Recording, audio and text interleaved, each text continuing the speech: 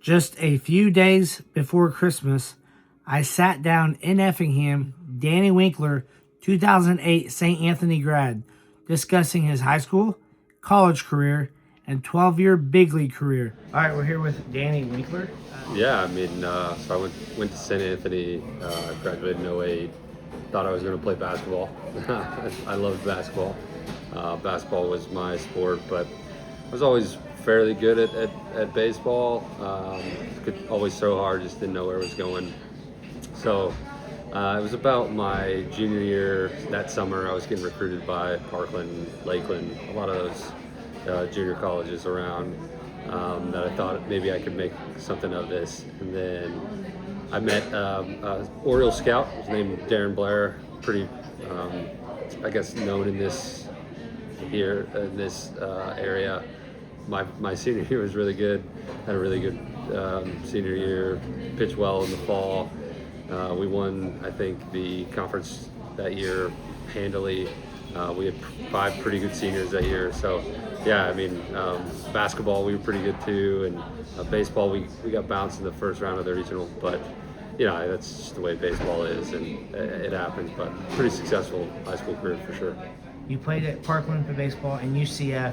Tell me about that time. It was like a step-by-step transition for me, being from this area. It's not a big area. The level of competition for me was good. It was, but when I got to Parkland, it was better. And my rough freshman year, my freshman year, I was closer, starter, in and out, and we actually won the national championship my freshman year. So we had a lot of really good players. Kevin Kiermaier was one of them, and then I went to Arizona that summer in a wood bat league and pitched really well. Kind of got my confidence, and again, it was just being ingrained in a different level of competition, getting used to that. And then sophomore year, I pitched really well at Parkland. I got drafted by the Cubs that year. Wasn't ready. I realized I needed, again, to face another level of competition. Division I baseball was where I needed to go for that. And that's when I went to UCF, big school, and played Florida, Rice. You're playing first round draft picks and guys that were eventually Hall of Fame style major leaguers. And so that was good for me to experience. And after UCF, up and down year, but that's exactly what I needed. Everyone wants it to be rainbows and roses, but that's not the way I grew. That's not the way I learn a lot. So, I went through a rough patch at UCF and then kind of got out of that, got drafted, and I felt ready to experience that professional baseball. What was it like hearing your name called when you officially were drafted? Yeah, I'll be honest. I had a chip on my shoulder. So UCF, my stats weren't as good as I wanted them to do, but I finished this season really well, and had talked to a bunch of scouts. A lot of them had me slotted 5th to 8th round. I remember Phil Weatherall, a friend of mine, Stu Straw's guy, I think he went in the 8th round. Again, we're good friends, and I've told him this before, but I was a little upset. I thought I was as good as Phil, and I think a little of that ego helped me. And then when I finally got drafted in the 20th round, it was more of a, okay, check mark, let's go do this. I'm not going to make my money in the draft, and people will tell you that. I want to be a Major League Baseball player. So I kind of came in to professional baseball from that pick 618. I'll never forget that, obviously.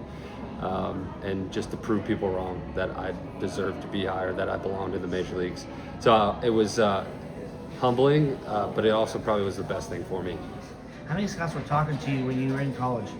10 or 12 teams, probably. I remember the Blue Jays, obviously the Rockies. Cubs followed me there as well, but probably like 10 or 12. We had a lot of scouts, playing in Florida. It's a hotbed for a reason. And when you go to play University of Florida, you play Florida State. I pitched on a Saturday night against Florida State, so being exposed to that was really good for me. And it's just, again, it was an odd process. Yeah, it's such an odd process. But yeah, I think I'm grateful, obviously, for the way it played out. You can only connect the dots when you connect them backwards, right? At the time, it was tough, but yeah, it was the thing that I needed. What would you compare the process of the draft now compared to what it was back then? Yeah, I mean, even my sophomore year. So my sophomore year there was 50 rounds. I was 43rd round. I was a draft and follow, so they say. So they didn't offer me any money, and they just followed me throughout the summer, watched me pitch, those kind of things. And then when I was drafted my sophomore year, I think there was 40 rounds, and there was no slots. So my draft class was Trevor Bauer, Garrett Cole, Sonny Gray, like a lot of really talented players, and they were getting major league deals at the time, and so there's a lot of money being thrown around, and you know, as a 20th rounder, it might have played out differently because I was a junior. A lot of different rules. Now slots are a big thing, and you only have so much money to spend based on your certain slot. Each team does, so the money isn't as big. And some of those later rounds, you can actually maybe make more money. And there's only 20 rounds now. So in today's world, I would have been a last round pick, which would have been maybe a better story. But yeah, I mean, it's changed a lot, and that's just the way that it is. You know, baseball evolves, the CBA, all these kind of things evolve. So it is cool to see how it has played out, but it also is like, man, that was almost 15 years ago. So it's crazy. Playing for the Braves and that awful injury you had, I mean, Tommy John, everything you had to deal with. What was that situation like? You know, so I had Tommy John in 14, and I was with the Rockies, pitching well, and not in the big leagues. Finally on the cusp of getting to the big leagues. Before I actually blew out my elbow in 2014, it was between me and another guy, Eddie Butler, of getting called up. And it was a big deal, you know, coaches called me in. They were the ones that told me, hey, Eddie's actually going to get called up. And they didn't agree with it, so, you know, I was like, whatever, it's good. So I actually blew out against the Cardinals AA. I had a no-hitter going in the 4th inning, and it was just a thing. I didn't get on the 40-man, and I got Rule 5, and I was at the Braves, and I had to make the roster in 2016. And that spring training, I pitched really well. I pitched my heart out, and I made the team. And, you know, I had made my debut the year before, but that was kind of like I don't want to say a pity debut, but it kind of was. And for me in 2016, that was like, I earned that spot. And I was pitching well. I struck out the side on opening day, got out of a bases loaded jam against the Cardinals that day, actually. And went back out and got 2 quick outs, and my elbow had been hurting me for like a month, just killing me. And I threw a slider in the dirt, and I felt it. It was something different. It hurt a lot more, but I was like, I can't not keep pitching. Then, you know, 2 or 3 pitches later, I felt like I broke my arm up here. It just like went shooting through my arm. And obviously, if you've seen the video, it goes behind Grad-12. We were playing the Cardinals, and I knew right away. Like I said, I thought I broke my arm up here. Something broke, and I walked straight off. And I remember I don't remember much pain, but I remember getting past the line and just thinking, not again. Like, I'd finally been here. I'd finally made it. Like, I'm where I belong. I'm pitching well, and here I am, another long surgery ahead of me, and I just collapsed. You know, I kind of just like fell. And that's when, you know, Bubba, our athletic trainer, came out, and the place was silent. And, you know, I just remember saying, not again, not again. And Bubba asked me questions. I don't remember much about it.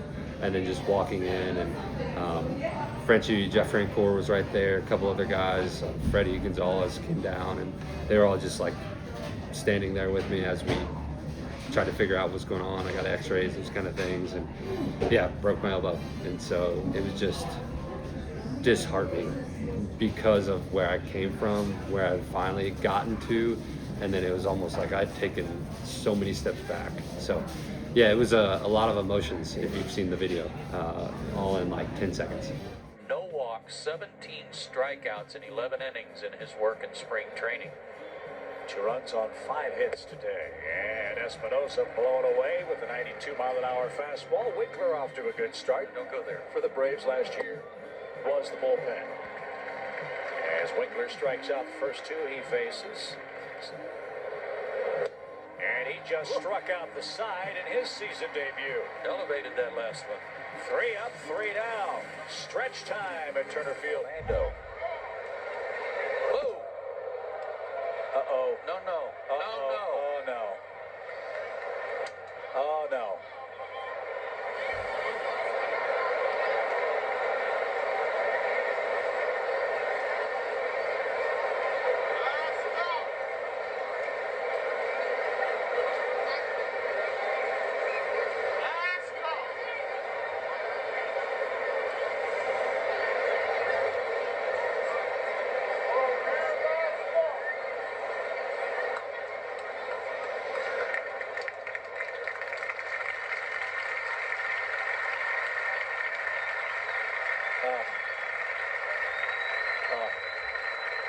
Awful. You played for the Rockies, you played for the Cubs, and you played for the Braves. What was your favorite part about being in the big leagues in general? Competing at the highest level against the best in the world at something. Like, the thing that I miss most about baseball is competing, is like, facing Bryce Harper as scared in the moment as I was of like messing up or letting people down. Man, I miss that the most. And throwing a fastball by somebody, it's just like, those are some of the best. Striking out some of the best in the world. I think that's the thing that I miss the most about the big leagues. All the other ancillary stuff, staying in 4 seasons and flying private or whatever, like, that stuff's all great, but man, like, stepping on that field, like especially Wrigley Field, like, just a special place. And to be in front of a crowd of 40,000 people and watching you perform at your best, like, it's almost artistic in a way. And I think that's the thing that I miss the most, and that's what I love the most about it, is just being in an environment. You're one of the best in the world, and you're playing against some of the best in the world. Your time with the Cubs. Obviously, I got to see you at Busch Stadium. Playing closer to home, what'd that mean to you more than anything? I grew up a Cardinal fan. I think the thing that meant the most is my grandfather was a really big Cub fan. And he passed away before I actually pitched in the big leagues. But he used to call me all the time when I was in the minor leagues and ask questions. So like, we'd talk for hours about baseball. And so to actually be on the Cubs, that was special for me because of him. And to be in Illinois, growing up in Illinois, my aunt lived in Chicago, so I remember being a little kid going to Chicago Cub games, and I remember a specific one when they were playing the White Sox, and it was like 10 degrees out, and I made my grandpa and my dad stay for the whole game, even though it was freezing and nobody else was there. Those are memories that I remember and that are special to me. And when I came to the Cubs, that all kind of wrapped into that. The first year of being COVID was kind of a letdown, but it was special in a way because I got to explore all of Wrigley Field. I got to go underneath and see things that I probably wouldn't have gotten to see if COVID wasn't happening. So it was special because I'm an Illinois boy. So yeah, it was a lot of good memories, and obviously that was my favorite place to play. Like, Wrigley, it's just a special place. What did you learn the most playing in the big leagues for your whole tenure? I learned to be resilient. I'd say that's the most.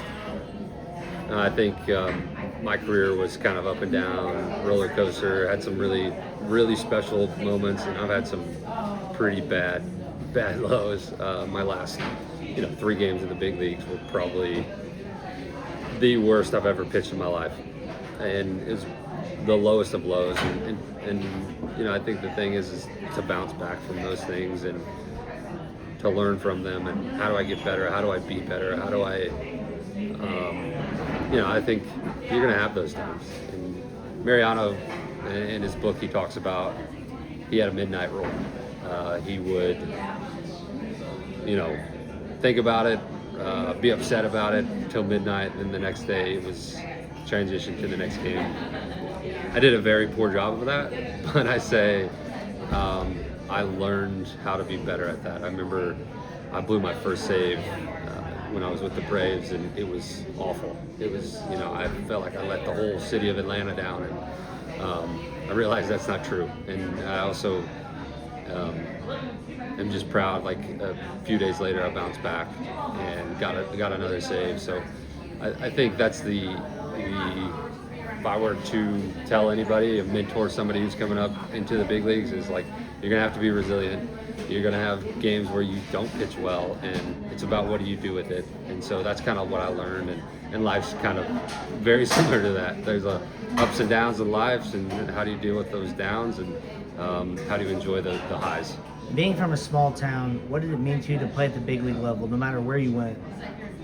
Yeah, I mean, that was huge for me because a lot of guys that I played with weren't from a small town like I was. And to have been a part of some special players that have played in the big leagues, Spencer Patton, Chad Green, even Ben Hecht, and those guys who have been drafted. And man, it's a special place to be from where we're at.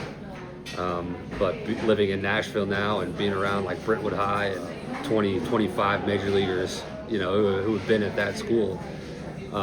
It's special to be a part of a small town and to be able to have been successful. And I contribute my success to growing up here. Blue collar, like nitty gritty, like that's who I am. I'm not that's kind of the major league lifestyle of flying on those private jets and living in those 5-star hotels. Like that was just foreign to me, and it's just not who I was. So my last year with the Cubs, I always tell the story of there was 8 of us, and we were all blue collar guys. A couple farmers and guys who grew up in small towns. So we sat on the back of the plane drinking IPAs. Everyone's drinking their like $500 bottles of wine, and we were like the nitty gritty. So that's kind of the persona I took when I got to the big leagues. Is like, I'm blue collar. I'm gonna get the job done, no matter what it takes. Favorite moment from the Rockies was pitch a combined no-hitter. That was just awesome to be able to, just be on one night and to not give up a hit. And my defense behind me that game was just exceptional, making a few diving plays. And I remember the last out, the closer Scott Oberg, who pitched in the big leagues for a while. He actually kicked it to the first baseman. It was a line drive right back to him. He kicked it right to the first baseman to get the last out. So that was a favorite moment when I was with the Rockies. When I was with the Braves, I have a lot. Making my first opening day, striking out the side, coming back after I broke my elbow, pitching against Robinson Cano, 2017, got him to ground out. 2018 opening day, pitching in the playoffs, like all these kind of things from the Braves are real special. First save, as I mentioned, was against the Cardinals. It was bases loaded. Ended up getting a ground out and a strikeout. And then with the Cubs, it was pitching in the playoffs in COVID, and there was just so many, like, just special being a part of that team. Anthony Rizzo, Javi Baez, KB, Chris Bryant, Jake Arrieta, like just being a part of that year was just special for me. It didn't end the way I wanted to, but it was a great year. So yeah, I'd say those are my favorite moments. Think about it, being right. It's 2 25-man rosters and 10 more players. And that is his first big league strikeout. And AJ will throw that one out. Good for him. He struck out a good hitter. Anyway, Daniel, congratulations.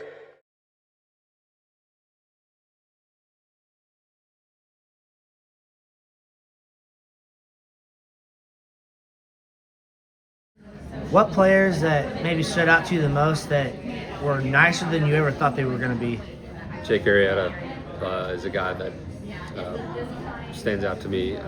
Listen, like, I'll say this, like, and Chad and all these guys that you may have come across, the guys that you watch on TV, they're just regular dudes. Like, they really are, especially in baseball. Very humble.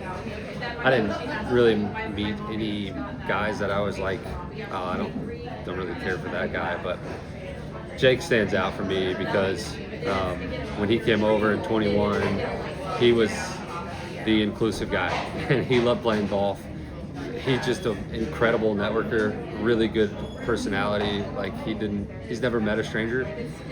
So when I came over, he was like, or when he came over, he was like always trying to grab me to go play golf. We played golf all the time, and I gotta play golf in some really cool areas that I've never dreamed of playing in. And then just him just being that personality of, you know, knowing like Miles Teller and Joe Hayden, like bringing these guys on and golfing with these guys was pretty cool. So yeah, I think Jake would have been the guy because he looks tough, and he looks like the guy that, like, you wouldn't want to, you know, bring home to your mom.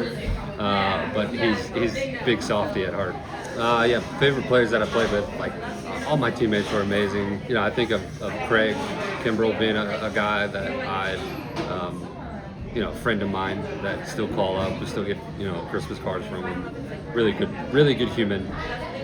Rex Brothers, we played together with the Braves and the Cubs. You know, and then I still keep up with a lot of guys that I pitch with in the bullpen. Jesse Biddle's a guy. Again, these guys aren't household names, but these guys are pretty close with. But you know, Ronald's great. Austin Riley's great. Max Fried, these guys that are big personalities, still keep up with them, you know, text all the time, those kind of things. And then players that I played against, you don't really care for the guys that you pitch against. Like, you want to beat them. You want to strike them out and punch them out. I always like the guys that enjoyed the game. You know, I think of Bryce Harper as a guy who loved playing. And I think of a time when I was pitching against Bryce, you know, I pitched well against him, struck him out a few times, and then he hit a homer against me. And I faced him the next night, and I hit him on the first pitch, right in the shin. And I was like, man, he's gonna be so upset. Like, he's gonna think that, you know, I hit him on purpose.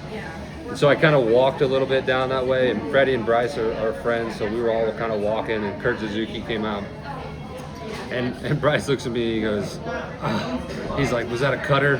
And I was like, yeah. He's like, that was a good one. It's going to leave a bruise, you know. So it's just a really good personality, guy who loves the game, and you know, he doesn't take things personally like that. So that was a cool experience. Best advice you've ever been given in the big leagues? So one isn't in the big leagues, and then one, you know, was. The one that wasn't in the big leagues was kind of turned my career around. I was in between low A and high A, and a coach who pitched in the big leagues, Dave Burba, he pitched for, I don't know, 10, 12 years, pulled me aside in spring training. I was pitching well, but he's like, hey, your stuff is too good. You nibble too much. Just go after guys, start attacking them. And after I started doing that, I took it to heart, and I was pitcher of the year that year. Next year, you know, I was had a 1 ERA. And so Dave was like very pivotal in the things that my success in my career, you know, that one conversation, it just went so far. And then the other one that I think of is when I made my debut at Citi Field. Peter Mullen, another guy, my favorite teammate of mine, pulled me aside and just said, you only get one of these debuts, like, enjoy it, take it all in. And so when I was running out, like, I remember vividly all of it, looking up in the rafters, who was warming up, like taking those mental snapshots. That was just a really good advice for me, because I wouldn't have done that. You know, I would have been like, all right, I got business to take care of. Like, this is still a game. And yeah, I'm very thankful that Pete pulled me aside to say that. Yeah, I mean, I think of when I was in 8th grade, I went to a baseball, just camp, and I remember radar guns weren't big then. Nobody had a radar gun, but at Olney they had a radar gun. It was the last thing that you got to do was you got to throw 5 pitches, I think, on the radar gun. And my last pitch, I hit 80 mile an hour, and I was 13 years old. And I think at that point, I realized I was the only guy that hit 80. And I remember people coming up to me and going, "Are you the kid that hit 80 mile an hour?" So that was like the first time I was like, "Oh, maybe I'm a little better than some people." And then I'd say my junior year, when I met Darren Blair, and as an Oriole scout, and that's when Lakeland and Parkland and Lincoln Trail and those colleges they were recruiting me to come play, and Eastern started to recruit me, Illinois State, Indiana State. So that's kind of when I was like, oh, maybe I can make a living out of this and actually do this for real. I dreams and aspirations of watching Mark McGuire, Sandy Sosa, those guys. I dreamed in my backyard of hitting those home runs and pitching against those guys. So but I'd say my junior year of high school is when I was like, all right, maybe I can do something with this. Like I said, I got recruited by some of the Division I schools. I didn't want to go that path, and this may be conceited of me, but I thought I could pitch a better D1 than Eastern and Illinois State, and kind of be locked in. Obviously, in today's world, it probably would have been different. I could have transferred after a year, but I think my grades weren't the best either. So junior college was the way for me. So, I mean, I went on so many junior college visits. I went to a lot of junior colleges, but it was, for me, a place that felt like home and that I could succeed at with good coaches, and that I could win, that we would win. And Parkland just felt like the place. Parkland and Heartland were, and I'd say Lincoln Trail were the three that I kind of narrowed it down to, and then Heartland and Parkland were the last two. And then Darren Werman, a friend of mine, we talked a lot, and we both had offers from Parkland, and I think we kind of decided together to go to Parkland, and that was the best thing because I got away from high school. Never been away before, and I went with a friend of mine, so it was good to not be alone in that. And so I made that decision easy for me.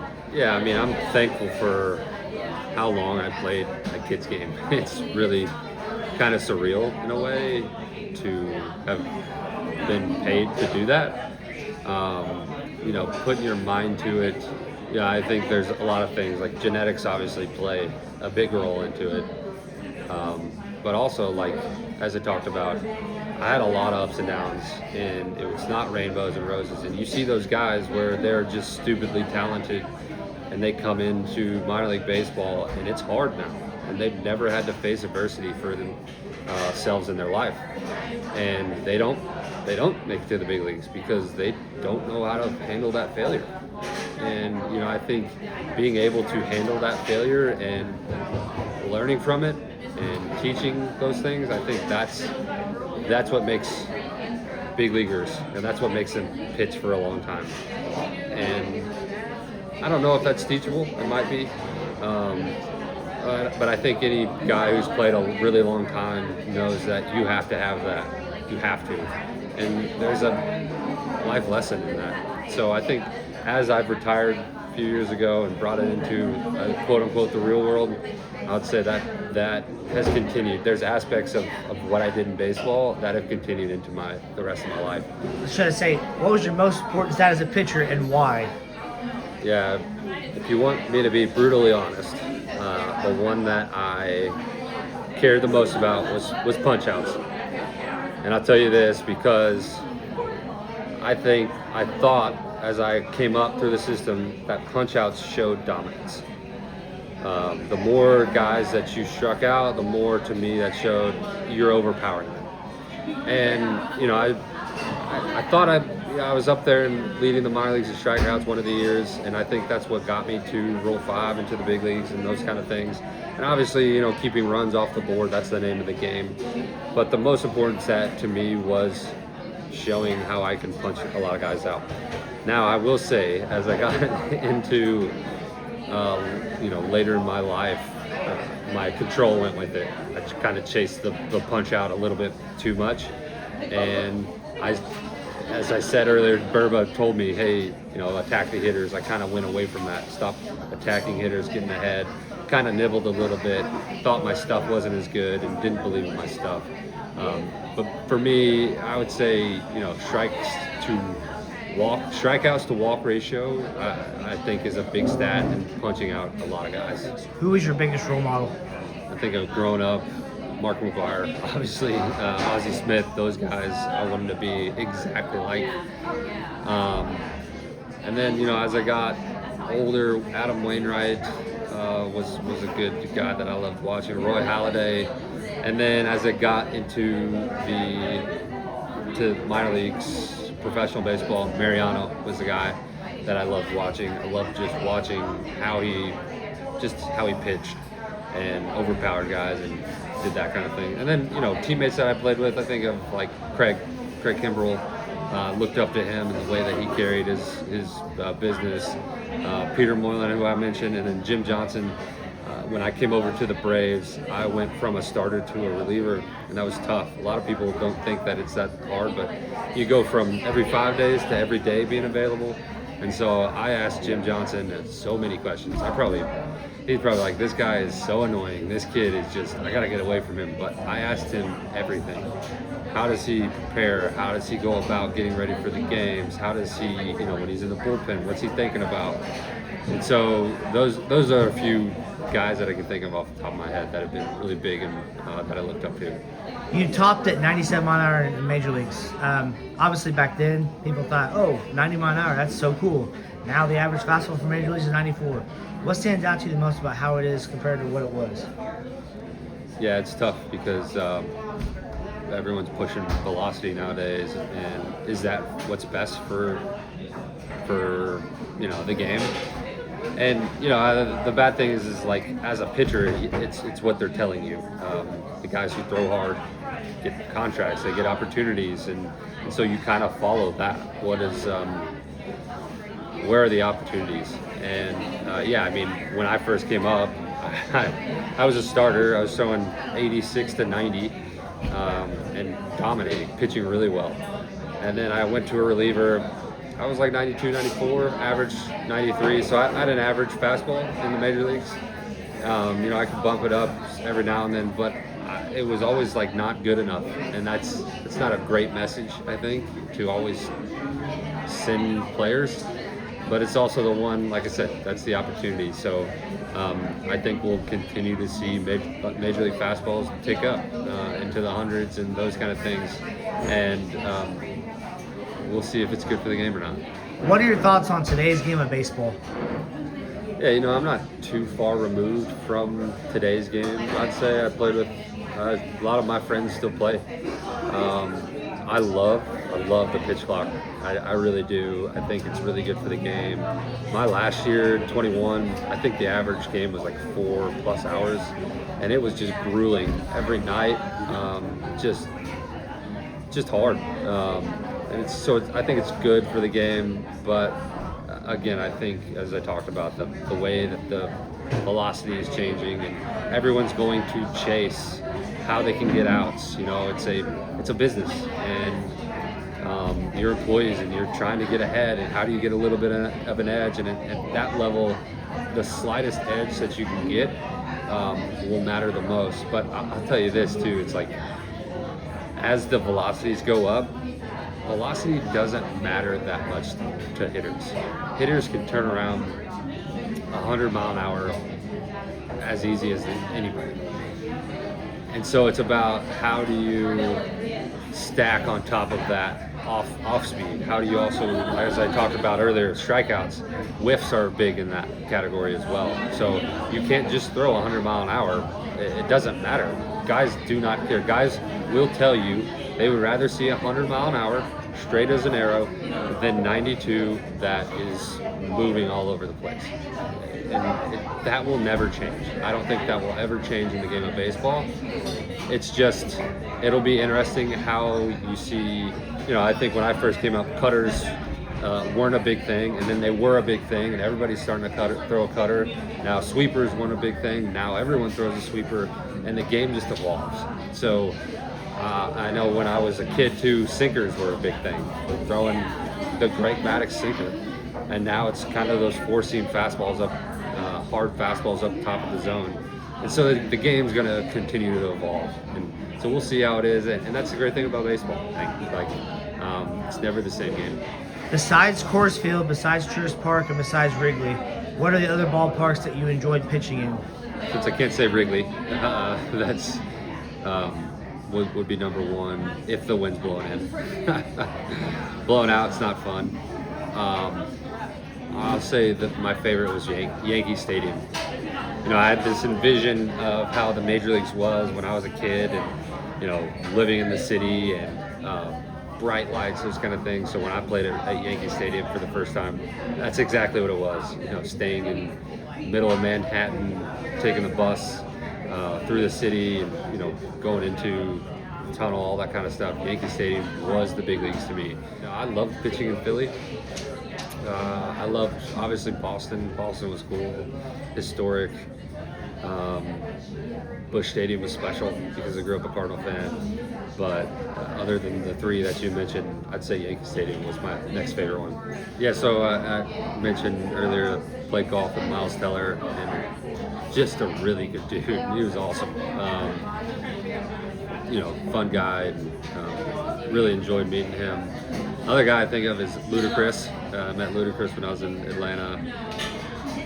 Really short, but just good personality. And honestly, it's crazy. How he is on TV is kind of how he was in our clubhouse. He hung out, ate some snacks. We ate lunch with him, so it's pretty cool. Then met Outkast. I forget. I don't even remember their names, but they came in. And, I met Hardy before. Hardy's a great dude.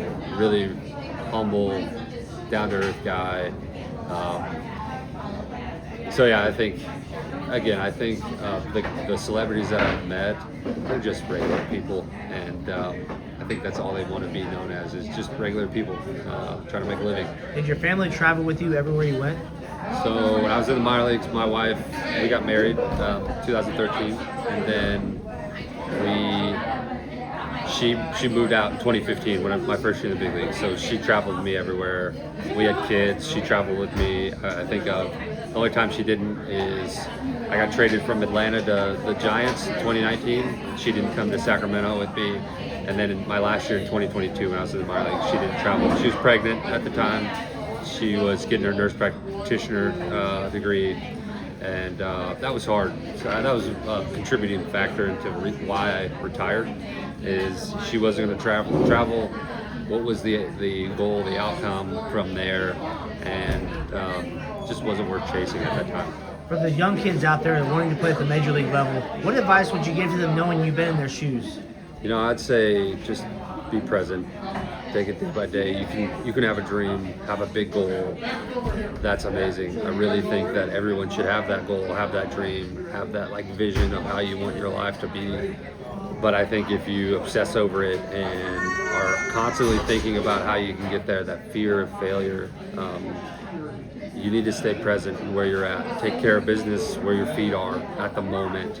That's what I would say. That gave me the biggest success is the years that I pitched really well. I was not worried about what happened next, not worried about what happened in the past. I was worried about what's happening right now. Since you graduated from St. Lee High School in 2008, what are your thoughts on how St. Lee program is today? Do you still follow it? Yeah, of course I still follow it. I followed it when they won the state.